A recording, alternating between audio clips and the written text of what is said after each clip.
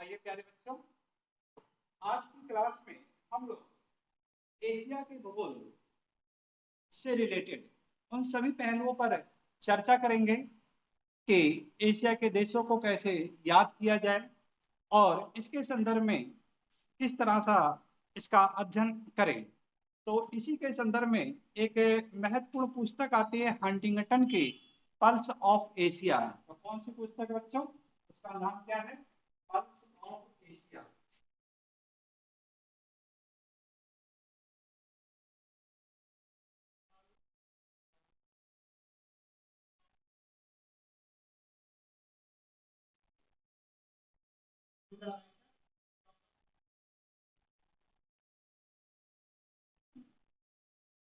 तो इस पुस्तक में इन्होंने एशिया के संदर्भ में इसके क्लाइमेट का पूरा ये वर्णन किया है। तो एशिया को समझने के लिए हम लोग क्या करेंगे कि इसको निम्न उपभागों में डिवाइड करेंगे, इसको है ना। जनसंख्या के दृष्टिकोण से देखा जाए तो विश्व का सबसे बड़ा महाद्वीप कौन सा होगा आपका? यही आपका एशिया है। और क्षेत्रफल के भी दृष्टिकोण से इसका जो सबसे बड़ा लार्जेस्ट आपका कॉन्टिनेंटल है तो वो कौन सा आपका है? एशिया। तो इसको अध्ययन करने के लिए हम लोग इसको 5 उपभागों में डिवाइड करेंगे। कितने भागों में डिवाइड करेंगे?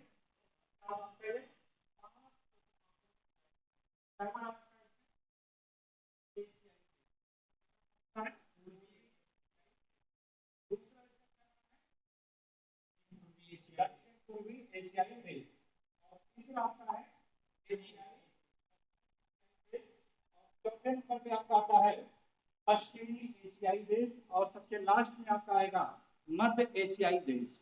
फिर बात आती है सर क्या ये सिलेबस में है कि नहीं?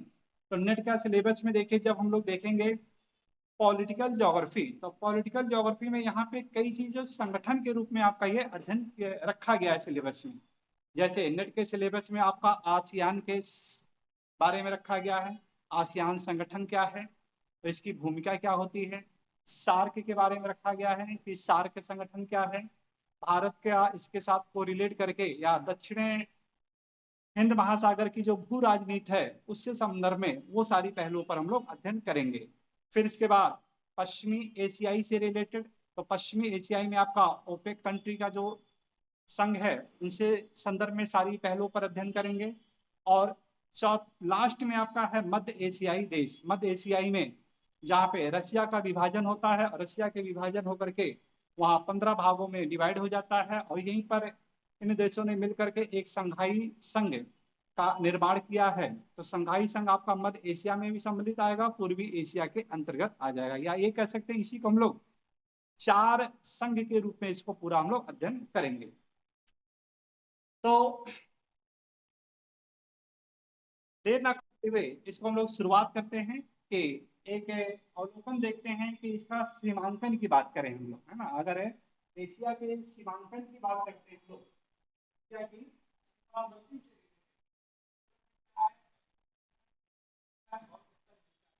तो पूरे में देखिए यहाँ पे आपका क्या है कि विश्व का सबसे गहरा महासागर या विश्व का सबसे बड़ा महासागर है प्रशांत महासागर। और इसके पश्चिम में आपका है जो बच्चों वो है लाल सागर। और लाल सागर ही जो कि स्वेज नहर के द्वारा ये जुड़ा हुआ है भूमध्य सागर से। और ये स्वेज नहर है ये अफ्रीका महाद्वीप और एशिया महाद्वीप की सीमा भी बनाती है। फिर इसके बाद पश्चिम में ही देखा जाए तो एक चीज और आपको मिलेगा बहुत ही महत्वपूर्ण, टर्की के पास जहाँ पे काला सागर, काकेशस पर्वत, कैस्पियन सागर, यूराल पर्वत। और ये चारों रूप से देखें तो भौगोलिक एक सीमांकन करती है, और उसी को कहा जाता है एशिया और यूरोप। यानी पूरब में आपका एशिया और पश्चिम में क्या होगा? आपका यूरोप होगा। दक्षिण में बच्चों आपका है हिंद महासागर, और दक्षिण हिंद महासागर के पूरब में आपका बोर्नियो द्वीप है। और यहीं से आपका एक टॉपिक जो रखा गया है सिलेबस में, हिंद महासागर की भू राजनीति। हिंद महासागर की क्या है आपका? भू राजनीति। तो जब भू राजनीति की बात करते हैं, जियो पॉलिटिक्स की बात करते हैं, तो जियो पॉलिटिक्स का जो कॉन्सेप्ट देने वाले हैं वो आपके हैं जेलिंग महोदय हैं। क्या नाम है उनका? जेलिंग महोदय, जिन्होंने जियो पॉलिटिक्स कॉन्सेप्ट दिया है। ऐसी जियो पॉलिटिक्स को आगे डेवलप करते हैं डेवलप करने का कार्य करते हैं, हाउ सेफर करते हैं। तो इस तरह से जियो पॉलिटिक्स को आप लोग को ध्यान में रखना पड़ेगा आपको। और फिर उत्तर की बात करें तो उत्तर में सबसे छोटा महासागर है, उसका नाम है आर्कटिक महासागर। तो ये आपके इसके सीमांकन से कोरिलेटेड हो जाता है। और जैसा कि मैप में भी आपको दिखाया गया है, अब यहाँ के अगर रेखाओं की बात करें, कौन कौन सी रेखा यहाँ से गुजरती है, तो सबसे उत्तर में आपका आर्कटिक वृत्त है 66.5 डिग्री। आपका जो उत्तरी अक्षांश रेखा है ये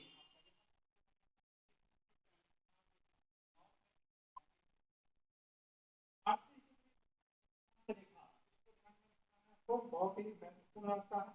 38 डिग्री उत्तरी अक्षांश रेखा उत्तरी कोरिया और दक्षिण कोरिया का सीमांकन करती है।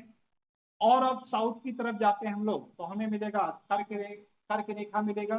तो कर्क रेखा भी यहाँ से गुजरती है। और इसके बाद दक्षिण में जाते हैं बच्चों, तो वहां पे आपको भूमध्य रेखा मिलेगी। तो ये 4 रेखाओं को ध्यान में रखना है। तो पहला कौन सा रखेंगे आप लोग, आर्कटिक वृत्त। दूसरा आपका है 38 डिग्री उत्तरी अक्षांश रेखा। और तीसरा आपका है कर्क रेखा। और चौथा आपका है भूमध्य रेखा। एक और भी आएगा आपका जो कि उत्तरी वियतनाम और दक्षिणी वियतनाम को अलग करेगी। कौन सी रेखा है जो इन दोनों के बीच की सीमांकन करती है, तो उत्तर क्या होगा, 17 डिग्री। क्या उत्तर होगा, 17 डिग्री अक्षांश रेखा जो दोनों के बीच में सीमांकन करती है उत्तरी वियतनाम और दक्षिणी वियतनाम के बीच की सीमा। यहाँ पे देखें तो ये जो पार्ट दिखता है यहाँ पे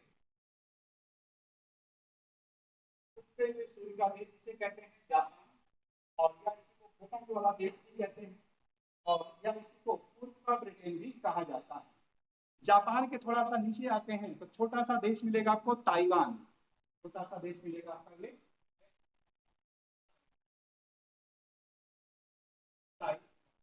और ताइवान है जो कि कर्क रेखा से कोरिलेटेड है। वर्तमान में ताइवान की सिचुएशन देखें तो ये आपका चाइना इस पर अपना आधिपत्य किया हुआ। और यहाँ की जो सबसे प्रसिद्ध चाय बेटा वो आपका है उलांग चाय है, जो कि यहाँ का सबसे प्रसिद्ध।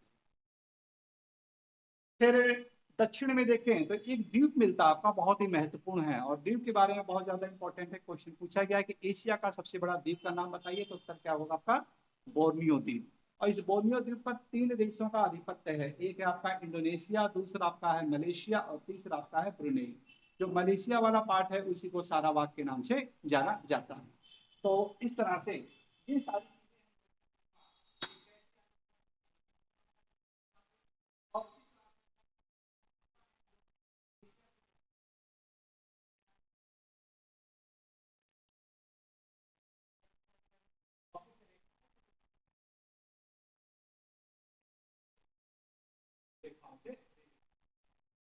तो अब देखना करते हुए आगे हम लोग शुरुआत करेंगे।